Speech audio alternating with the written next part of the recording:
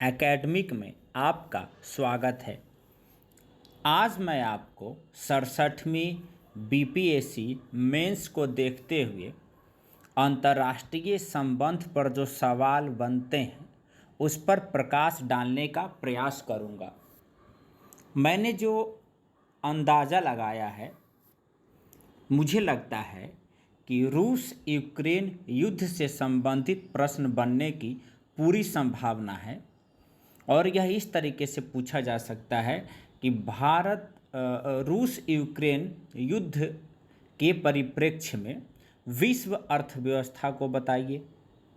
भारत में अर्थव्यवस्था की क्या स्थिति है, इस पर प्रकाश डालिए।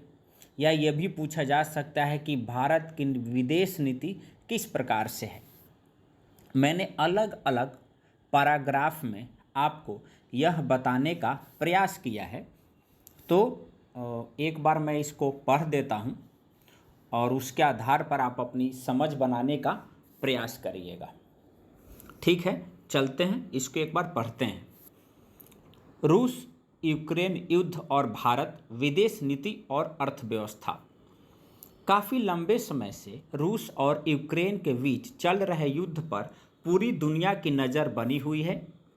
वहीं इस मुद्दे पर भारत के रुख को लेकर लगातार सवाल किए जाते रहे हैं। विदेश मंत्री एस जयशंकर ने रूस यूक्रेन युद्ध पर भारत के विचार को स्पष्ट किया है। विदेश मंत्री एस जयशंकर ने कहा कि भारत ने अनुरोध पर काम करते हुए रूस पर न्यूक्लियर पावर प्लांट की सुरक्षा के लिए दबाव डाला, जो यूक्रेन के साथ देश के चल रहे युद्ध के दौरान युद्ध क्षेत्र के पास था। भारत यूक्रेन संकट के समाधान के लिए जो कुछ भी कर सकता है वह करने को तैयार है। जयशंकर ने कहा कि जब मैं संयुक्त राष्ट्र में था तो सबसे बड़ी चिंता जपोरिजिया परमाणु संयंत्र को लेकर थी, क्योंकि उसके बहुत करीब लड़ाई चल रही थी। हमसे रूस पर इस मुद्दे पर दबाव बनाने का अनुरोध किया गया, जो हमने किया। अलग अलग समय पर अलग अलग चिंताएं भी हैं जिन्हें हमारे समक्ष विभिन्न देशों या संयुक्त राष्ट्र ने उठाया। मैं मानता हूं कि यह वह समय है जब हम जो भी कर सकते हैं करने को इच्छुक हैं। देखिए, भारत की जो विदेश नीति है उसको हम लोग गुटनिरपेक्षता के आधार पर समझने का प्रयास करेंगे, जिसकी नींव नेहरू जी ने डाली थी। अभी रूस और यूक्रेन के बीच में जो युद्ध चला है तो उसमें जपोरिजिया परमाणु संयंत्र जो यूक्रेन में है, चूँकि युद्ध उसके आसपास हो रहा था तो यूरोपीय देश और अमेरिकी देश ने भारत पर दबाव बनाया था कि आप रसिया से बात करिए कि उसके आसपास युद्ध ना हो, क्योंकि परमाणु संयंत्र में विस्फोट होने से चेरनोबिल जैसी घटनाएं भी घट सकती थी। आप चेरनोबिल घटना को देखने का प्रयास करिएगा जो यूक्रेन में कभी घटी थी। विभिन्न देश थोड़ी अलग अलग प्रतिक्रिया देंगे। एस जयशंकर। जपोरिजिया परमाणु ऊर्जा संयंत्र दक्षिण पूर्वी यूक्रेन में स्थित है और यह यूरोप का सबसे बड़ा परमाणु ऊर्जा संयंत्र है। यूक्रेन में जारी संघर्ष पर भारत के तटस्थ रुख को बनाए रखते हुए जयशंकर ने कहा कि यह स्वाभाविक है कि विभिन्न देश थोड़ी अलग प्रतिक्रिया देंगे। उन्होंने कहा, हम स्वाभाविक तौर पर यूक्रेन संकट को काफ़ी हद तक पूर्व पश्चिम के मुद्दे की तरह देखते हैं, लेकिन मेरा मानना है कि यूक्रेन संकट के असर का उत्तर दक्षिण पहलू भी है, यानी उत्तरी गोलार्ध के विकसित और दक्षिण गोलार्ध के विकासशील देश। रूस यूक्रेन युद्ध के बीच भारत ने पिछले 2 महीने में दूसरी बार यूक्रेनी राष्ट्रपति के संयुक्त राष्ट्र की बैठक को वर्चुअली संबोधित करने के पक्ष में वोट दिया है। संयुक्त राष्ट्र महासभा बैठक में यूक्रेन के राष्ट्रपति वोलोडिमिर जेलेंस्की का पहले से रिकॉर्ड किया हुआ स्टेटमेंट चलाया जाए, इसके पक्ष में भारत समेत 100 से ज़्यादा देशों ने वोट किया है या वोट दिया है। देखिए, हम लोग जानते हैं कि यूएनओ में जो बैठक हुई है उसमें भारत युद्ध को खत्म करने की तरफ अपने रुख को स्पष्ट किया है और आपको आश्चर्य होगा कि भारत ने यूक्रेन का ज़्यादा समर्थन किया है। पिछले 2 महीने में दूसरी बार यूक्रेन का समर्थन। भारत ने पहले भी संयुक्त राष्ट्र सुरक्षा परिषद की बैठक में जेलेंस्की के वर्चुअल भाषण के पक्ष में वोट दिया था। उसे पहली बार रूस के खिलाफ नई दिल्ली के वोट के तौर पर देखा गया था। खास बात यह है कि दोनों ही मौकों पर चीन वोटिंग से दूर रहा। यूक्रेन के समर्थन में भारत ने ऐसे समय वोट दिया जब उसके कुछ ही घंटे पहले प्रधानमंत्री नरेंद्र मोदी ने समरकंद में रूसी राष्ट्रपति व्लादिमीर पुतिन को द्विपक्षीय बातचीत में 2 टूक कहा था, आज का युग युद्ध का नहीं है। जेलेंस्की के संबोधन के पक्ष में भारत समेत 101 देशों ने वोट दिया। बेलारूस, क्यूबा, इरिट्रिया, सीरिया और रूस समेत 7 देशों ने विरोध में वोट दिया, यानी 6 देशों ने रूस का समर्थन किया। चीन समेत 19 देश वोटिंग से दूर रहे। देखिए, भारत ने दूसरी बार भी यूक्रेन का समर्थन किया है और हमारे प्रधानमंत्री जब एससीओ संघाई सहयोग शिखर सम्मेलन में समरकंद गए थे तो उन्होंने पुतिन जी को कहा था कि आज का युग युद्ध का नहीं है और उन्होंने यूएनओ में भारत के जो प्रतिनिधि हैं उन्होंने यूक्रेन के समर्थन में वोट किया था। अब भारत की कूटनीति। रूस यूक्रेन युद्ध की शुरुआत से लेकर अब तक भारत की कूटनीति बहुत ही सधी हुई रही है। शुरुआत में युद्ध की वजह से हजारों भारतीय यूक्रेन में फंसे थे, तब भारत का कूटनीतिक कौशल था जो रूस और यूक्रेन दोनों ने भारतीय छात्रों के वहां से सुरक्षित निकाले जाने में सहयोग किया। अमेरिका समेत पश्चिमी देशों के दबाव के बावजूद भारत ने तब अपनी स्वतंत्र विदेश नीति का प्रदर्शन किया। भारत ने रूस से सस्ता तेल खरीदने का फैसला किया। इसे लेकर यूरोप के विरोध पर उन्हें आईना दिखाते हुए उनके पाखंड को भी बेपर्दा किया। ये लाइन आपको लिखने की जरूरत नहीं है, लास्ट वाली लाइन। मैं आपको बताना चाहूँगा कि अमेरिका ने दबाव बनाया था, लेकिन उसके बावजूद भी भारत ने रूस से सस्ता तेल खरीदा। भले ही यूएनओ में रूस के खिलाफ वोट किया, लेकिन रूस से भारत ने अपने संबंध खराब नहीं किए। अमेरिकी मीडिया में छाया पीएम मोदी का बयान। समरकंद में संघाई सहयोग संगठन एससीओ के शिखर बैठक से इतर पुतिन के साथ द्विपक्षीय बातचीत में पीएम मोदी ने उन्हें 2 टूक कहा कि यह दौर युद्ध का नहीं है और वह चाहते हैं कि जंग खत्म हो। अमेरिकी मीडिया में पीएम मोदी का यह बयान छाया रहा। वहां के बड़े बड़े अखबारों ने भारत के रुख की तारीफ करते हुए लिखा कि मोदी ने पुतिन को यूक्रेन युद्ध को लेकर सार्वजनिक तौर पर फटकार लगाई है। अमेरिकी विदेश मंत्री ब्लिंकेन ने भी भारत के रुख की तारीफ की। द वॉशिंगटन पोस्ट ने शीर्षक दिया, मोदी ने यूक्रेन में युद्ध के लिए पुतिन को फटकार लगाई।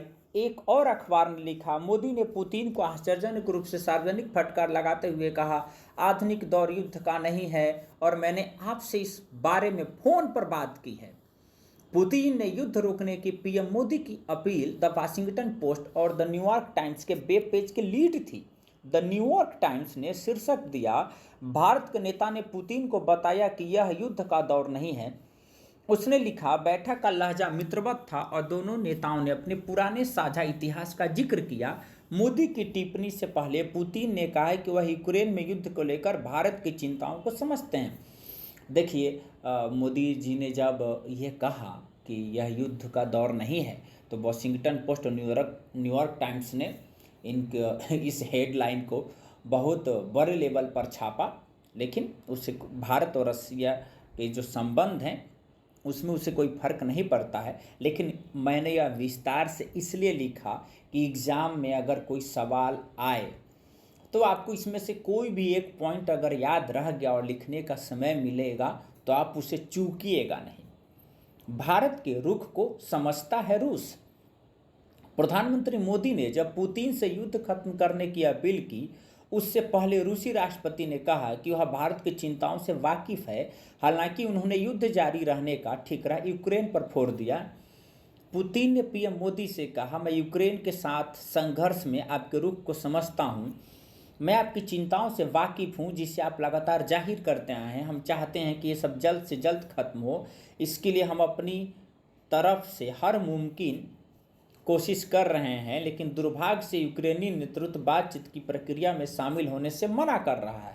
दूसरा पक्ष सैन्य साधनों के जरिए अपने लक्ष्य हासिल करना चाहता है। फिर भी वहाँ जो भी हो रहा है, हम आपको उस बारे में जानकारी देते रहेंगे। आप तो जानते ही हैं, पुतिन थोड़े हठी हैं। वो खुद यूक्रेन पर हमला किए अपनी सुरक्षा का बहाना बनाकर, और वो बुरी तरीके से फंस चुके हैं। मेरा भी मानना है कि शांति से यूक्रेन और रसिया को अपने मामलों का निपटारा करना चाहिए। पहले पुतिन से युद्ध खत्म करने की सार्वजनिक अपील और उसके कुछ घंटे बाद ही यूएन में यूक्रेन का समर्थन। क्या रूस यूक्रेन युद्ध को लेकर भारत के रुख में बदलाव आ रहा है? नहीं, ऐसा नहीं है। भारत के वोट को रूस यूक्रेन संघर्ष को लेकर उसके रुख में बदलाव के तौर पर नहीं देखा जाना चाहिए। जेलेंस्की पहले भी यूएनएससी को वर्चुअली संबोधित कर चुके हैं। यह मुझे थोड़ा और ऊपर बताना चाहिए था, यह पॉइंट थोड़ा नीचे आ गया है। हमें भी यह मानना चाहिए कि भारत भले ही, मैंने पहले भी कहा कि भारत भले ही यूक्रेन का समर्थन कर रहा है क्योंकि भारत युद्ध रोकना चाहता है, लेकिन हमारे रसिया से संबंध आज भी अच्छे हैं। अब विदेश नीति पर सवाल खत्म होते हैं। अब विश्व अर्थव्यवस्था पर इस युद्ध का क्या प्रभाव पड़ा है, इस पर कुछ चर्चा कर लेते हैं। रूस यूक्रेन युद्ध के 1 साल पूरे होने के बीच यूरोपीय देशों में रूस से प्राकृतिक गैस की आपूर्ति बाधित होने से कई छोटी और मझोली कंपनियां बंदी की कगार पर पहुंच गई हैं। इस वजह से बड़ी संख्या में लोगों के बेरोजगार होने का खतरा भी पैदा हो गया है। रूस यूक्रेन युद्ध के 1 साल बाद वैश्विक अर्थव्यवस्था पर इसके विनाशकारी परिणाम नजर आने लगे हैं। विश्लेषकों का मानना है कि तनावपूर्ण हालात में सुधार नहीं हुआ तो आगे स्थिति और भी बिगड़ सकती है। प्राकृतिक गैस की कीमत में बड़ा उछाल। इस युद्ध की वजह से न केवल प्राकृतिक गैस बहुत अधिक महंगी हो गई है, बल्कि इसकी उपलब्धता पर भी नकारात्मक प्रभाव पड़ा है। अगर उस पश्चिमी प्रतिबंधों का बदला लेने के लिए यूरोप को आपूर्ति पूरी तरह से बंद कर देता है, तो आने वाली सर्दियों में यूरोपीय देशों की परेशानी और भी बढ़ जाएगी। जर्मनी की जस्ता कंपनियों के संघ के प्रमुख मार्टिन कोप ने कहा कि अगर गैस आपूर्ति में कटौती हुई तो सारे उपकरण बेकार हो जाएंगे। दुनिया भर में सरकारें, व्यवसाय और परिवार युद्ध के आर्थिक प्रभावों को महसूस कर रहे हैं। बढ़ती मुद्रास्फीति और ऊर्जा लागत बढ़ने से यूरोप मंदी की कगार पर पहुंच गया है। कई यूरोपीय देशों में मुद्रास्फीति कई दशकों के उच्च स्तर पर पहुंच गई है। देखिए, प्राकृतिक गैस की कमी नहीं है दुनिया में, लेकिन पहले जो यूरोप था वो रूस पर आश्रित था। अभी जो है यूरोप और अमेरिका, चाहे दुनिया के देश, वो आर्थिक राष्ट्रवाद को अपना रहे हैं इस युद्ध के हालात को देखते हुए, और वो लोग संरक्षणवाद को बढ़ावा दे रहे हैं। और ये जो संरक्षणवाद है वो किसी भी हाल में ये दुनिया के लिए सही नहीं है। लेकिन जिस तरीके से 1 साल से यह युद्ध चल रहा है, अगर यूं चलता रहा तो 23-24 में आर्थिक मंदी आ सकती है, जो हम लोगों के लिए सही नहीं है। उर्वरक और अनाज के निर्यात में बाधा।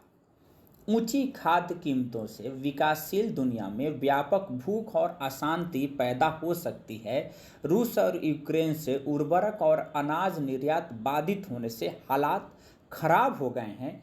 इस बीच अंतर्राष्ट्रीय मुद्रा कोष ने 1 साल से कम समय में चौथी बार वैश्विक अर्थव्यवस्था के लिए अपने पूर्वानुमान को घटा दिया है। मुझे लगता है 5वीं बार। यह एक बार और आप चेक कर लीजिएगा।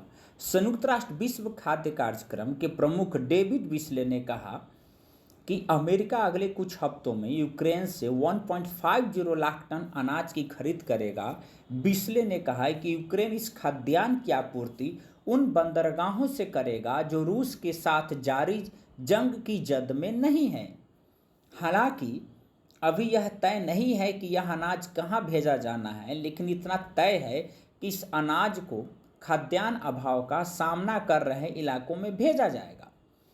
रूस और यूक्रेन के बीच जारी जंग के परिणाम आर्थिक रूप से दुनिया के लिए इतने व्यापक होंगे, इसका अनुमान लगाना मुश्किल था। दोनों देशों के बीच 1 साल से अधिक समय से जारी युद्ध ने ग्लोबल व्यापार को काफी प्रभावित किया है। आईएमएफ के अनुसार रूस के यूक्रेन पर हमले, महंगाई के चलते लोगों की रोजमर्रा की जरूरतें की चीजें महंगी होती जा रही हैं। चीन में स्लो डाउन के कारण वैश्विक अर्थव्यवस्था को कई चुनौतियों का सामना करना पड़ रहा है। उन्होंने कहा कि 2023 में 1/3 देशों का आर्थिक विकास दर निगेटिव में रह सकता है, जिससे अमेरिका, यूरोपीय यूनियन और चीन में विकास की रफ्तार थम सकती है। उन्होंने कहा, बुरा देखना अभी बाकी है और 2023 में मंदी जैसे हालात का सामना करना पड़ सकता है। अब एक बार हम लोग भारत की अर्थव्यवस्था पर क्या प्रभाव पड़ेगा उन मुद्दों पर चर्चा कर लेते हैं। IMF growth forecast 2022-23 world bank के बाद अब इंटरनेशनल मॉनेटरी फंड ने भी भारत के आर्थिक विकास के अनुमान को घटा दिया है। आईएमएफ के मुताबिक 2022-23 वित्त वर्ष में भारत का जीडीपी 6.8% रहने का अनुमान है, जो आईएमएफ के पहले के अनुमान से 0.6% कम है। जुलाई 2022 में आईएमएफ ने जीडीपी 7.4% रहने का अनुमान जताया था। आईएमएफ के मुताबिक 2022 में भारत का जीडीपी 6.8% रह सकता है, जो 0.6% जुलाई के अनुमान से कम है।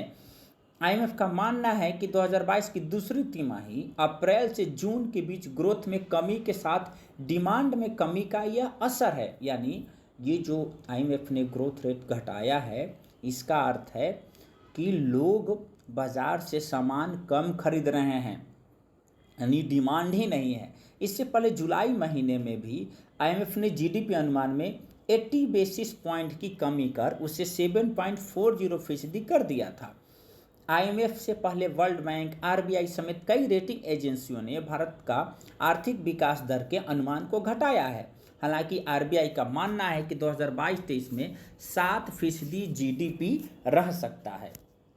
भारतीय अर्थव्यवस्था पर इस जंग का असर देखने को मिला है। अप्रैल के महीने में विश्व व्यापार संगठन ने रूस यूक्रेन युद्ध के प्रभाव के कारण इस वर्ष वैश्विक व्यापार वृद्धि के अपने पूर्वानुमान को 4.7% से घटाकर 3% कर दिया था। इसके साथ ही विश्व व्यापार संगठन ने संभावित खाद्य संकट की चेतावनी भी दी थी। देश में बढ़ी थी गेहूं के प्रोडक्ट की कीमत। S&P ग्लोबल प्लेट्स के सर्वेक्षण के मुताबिक रूस यूक्रेन युद्ध के बीच भारत में गेहूं का उत्पादन वर्ष 2021-22 में 110 मिलियन मीट्रिक टन तक बढ़ने की उम्मीद है। एक साल पहले यह आंकड़ा 108 मिलियन मीट्रिक टन था। रूस दुनिया का शीर्ष गेहूं निर्यातक है, वहीं यूक्रेन इस मामले में 5वें स्थान पर है। महंगाई और कम गेहूं के उत्पादन के अनुमान के चलते भारत सरकार ने गेहूं के निर्यात पर प्रतिबंध लगा दिया था। भारत सरकार ने देश की समग्र खाद्य सुरक्षा के प्रबंधन को देखते हुए कदम उठाया था। देश में गेहूं के स्टॉक के साथ साथ उत्पादन में गिरावट की वजह विशेषज्ञ कीमतों में हुई बढ़ोतरी को बता रहे हैं। देश में गेहूं के आटे के साथ बेकरी उत्पादों, बिस्किट और ब्रेड की कीमतों में भी बढ़ोतरी दर्ज की गई है। हालांकि गेहूं के निर्यात पर प्रतिबंध लगाने और खरीद बढ़ाने के फैसले से गेहूं प्रोडक्ट की कीमतों में कुछ नरमी देखने को मिली है, लेकिन मुझे लग रहा है कि इधर आटे पर जीएसटी लगा देना, इससे महंगाई और भी बढ़ी है। खाद्य तेल को लेकर संकट। भारत को अपने सूरजमुखी के तेल का 90% से अधिक यूक्रेन और रूस से प्राप्त होता है।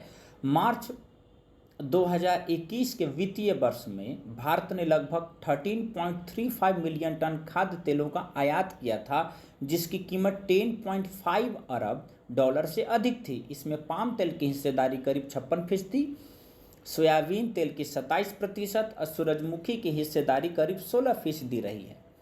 भारत का चाय निर्यात। रूस भारत से चाय करीब 13% आयात करता है, लेकिन युद्ध ने निश्चित रूप से चाय निर्यातकों की रातों की नींद हराम कर दी थी। हालांकि 2 महीने की रुकावट के बाद भारत व रूस को फिर से चाय निर्यात शुरू कर चुका है। चाय, चावल, फल, कॉफ़ी ले जाने पर कंटेनर बड़े पैमाने पर जॉर्जिया के बंदरगाहों के माध्यम से रूस पहुंच रहे हैं। संयुक्त राष्ट्र कॉमट्रेड के डेटाबेस के अनुसार साल 2021 के दौरान भारत ने रूस को करीब 84.91 मिलियन अमेरिकी डॉलर का चाय निर्यात किया था। महीनों बाद वस्तुओं की उपलब्धता अब सामान्य हो रही है।